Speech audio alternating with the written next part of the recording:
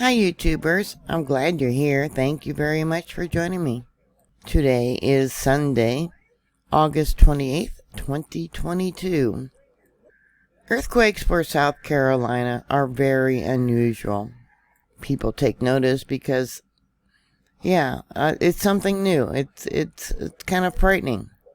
Supposedly, by USGS, there's been 60 earthquakes since the beginning of the earthquake swarm in December of last year, when there was a magnitude 3.9 earthquake.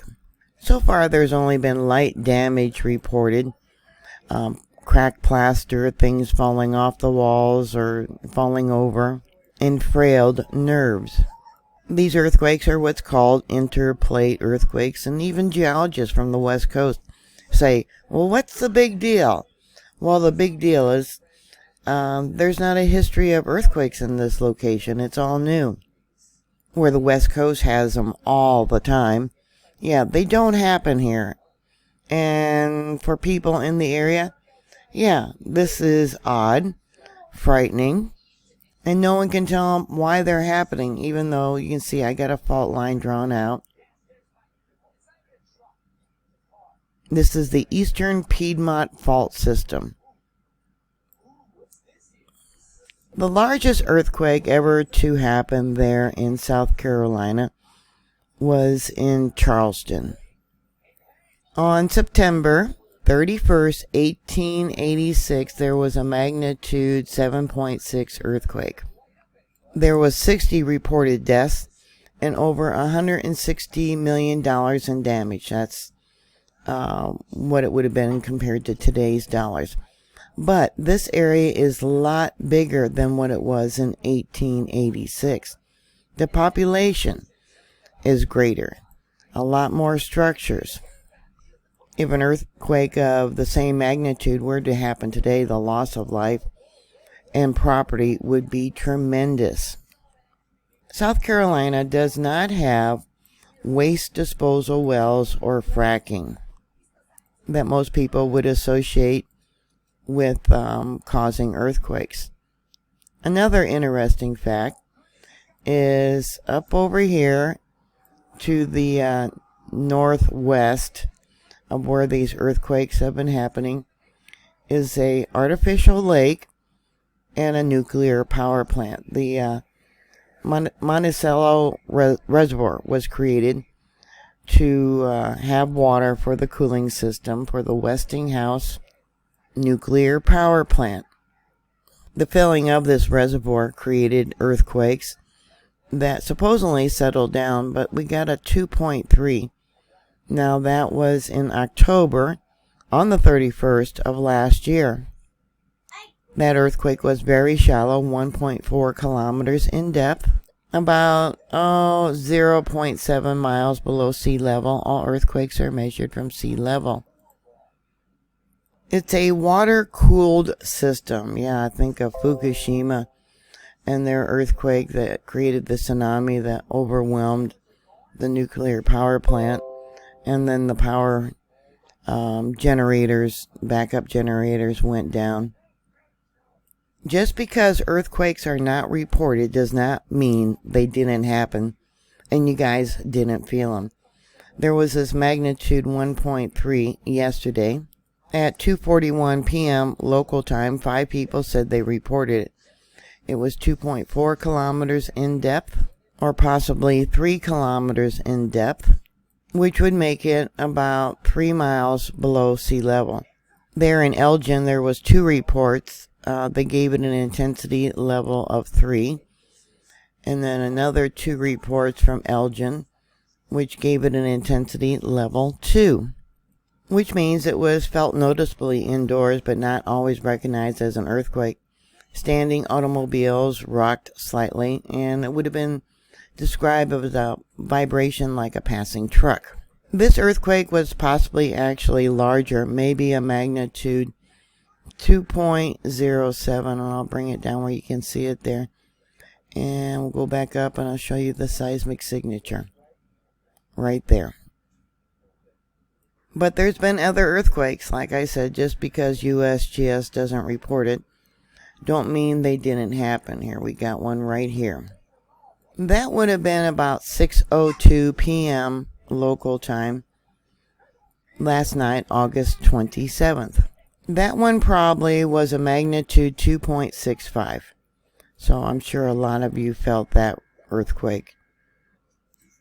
You can see it down here at the bottom. Oh, let me bring it down a little bit farther.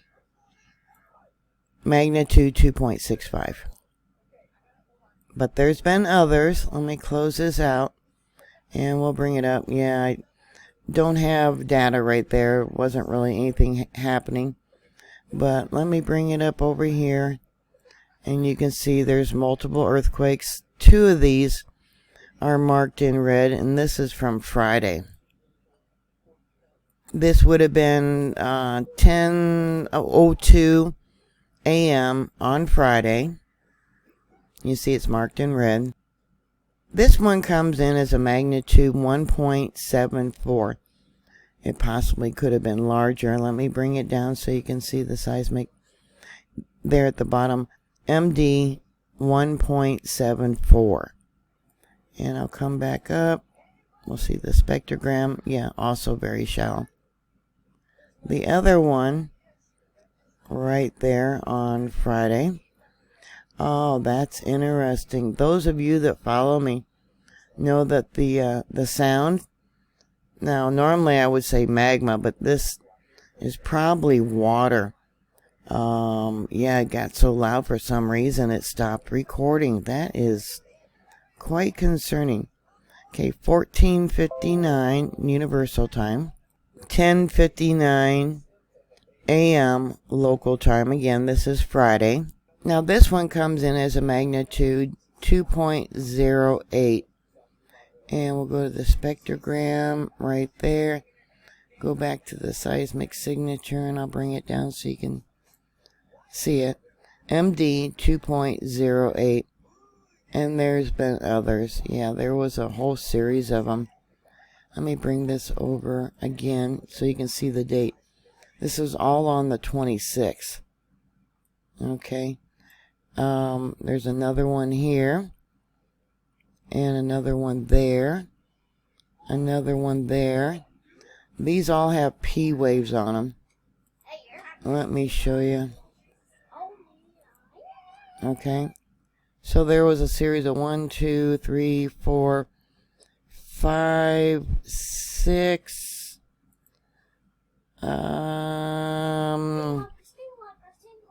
9 for Friday. None of them are being reported. And then there's this small one right here. That would have been at 7:57, close to that, a.m. local time on Friday. Just a little one. And that comes in as a 0.75. This monitor is JSC, which is close to that reservoir in that nuclear power plant. Interestingly, at the other monitor, I don't know, maybe they had a brief power outage, I don't know, but you can see here 14:59 and it stopped recording for a little bit. Let's go down here, and then it about 15 minutes later or 10 minutes later it started recording again. And this other earthquake, let me bring it down, shows up here at 1:47. Only shows up as a little blip on the other monitor for JSC. Now HODG is quite a ways away. I don't know if you can see that red line that I'm moving back and forth on both the monitors. Going to the stream view, here it is on HODGE, and you can see it doesn't really show up on the JSC. But we got some, let me show you where it's at. Alright, there's the location of this monitor. And there's the reservoir, the nuclear power plant. And over here is the other, no, this is the other monitor right here, JSC. So it's closer to the reservoir than that one there. So that earthquake, because it showed up over here, was somewhere farther over in this location. Maybe closer to Greenwood or Athens or Lawrenceville. I don't know. On JSC, you can see this earthquake right here that they're not reporting. I already did that one, and there's the spectrogram. Yeah, it's really shallow. These are all tectonic in nature, or the movement of the fault line. Yeah, see, we got sharpened points. We definitely have pressure building. And why this pressure has not moved to another location is beyond me. Let me move this up over here. But just like dynamos, eventually something's going to pop. See, and here's all the earthquakes that were on Friday that they are not reporting. Like I said, if a tree falls in a forest and no one is around to hear it fall, does that mean it didn't fall? I went back another 4 hours. This is all Friday. How much water is in that reservoir right now? You guys live there, and I know you've been having rain since December. That's when this all started. Yeah, I'm just trying to figure out, is the added weight lately causing this fault line to move? And you know darn well there's other faults going from north to south that aren't on here. Yeah, and it's quite concerning having a nuclear power plant there. To what earthquake standard is that nuclear power plant made to? It used to be they were only made to for 5s. What if there was a 7.8 or larger? Just something to think about. I'm not doing this, to create fear or panic. And are you prepared for a large earthquake? What are your thoughts? Please put those comments down below. Thank you very much for watching. Thank you for subscribing. Please stay safe, and I'll talk to you later. God bless you. Bye.